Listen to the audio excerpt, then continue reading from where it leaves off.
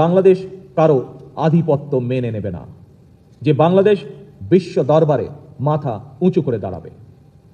আন্তর্জাতিক সম্পর্কের মাত্রা নির্ধারিত হবে পারস্পরিক সম্মান, স্বার্থ এবং সমতার ভিত্তিতে।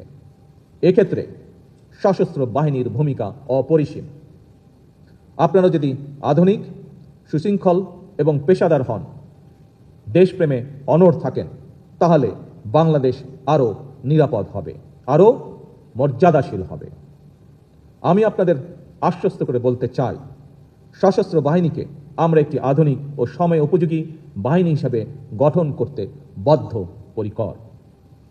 আপনাদের প্রাপ্য সম্মান, পেশাগত মর্যাদা এবং কল্যাণ নিশ্চিত করতে আমাদের সরকার সর্বদা দায়িত্বশীল থাকবে ইনশাআল্লাহ।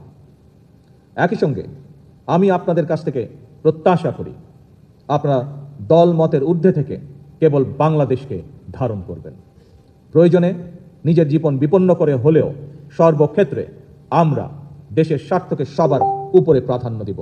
আমাদের কাছে সবার আগে বাংলাদেশ। আজকের এই দরবার থেকে আমি একটি বার্তা দিতে চাই, বাংলাদেশ এগোবে শৃঙ্খলা, সক্ষমতা, আত্মমর্যাদা এবং দেশপ্রেমের শক্তিতে। আর সেই অগ্রযাত্রায় আমরা আমাদের সহযোদ্ধা হিসাবে আপনাদের গৌরবময় সশস্ত্র বাহিনীকে পাশে দেখতে চাই। সশস্ত্র বাহিনী যেই কারণে গঠিত হয়েছে, সকল কাজে আমরা সেই উদ্দেশ্যকে স্মরণ রাখব। আমাদের সম্মিলিত প্রচেষ্টায় বাংলাদেশ সশস্ত্র বাহিনী হবে ইনশাআল্লাহ বিশ্বের অন্যতম শ্রেষ্ঠ, পেশাদার, আধুনিক ও মর্যাদাপূর্ণ বাহিনী।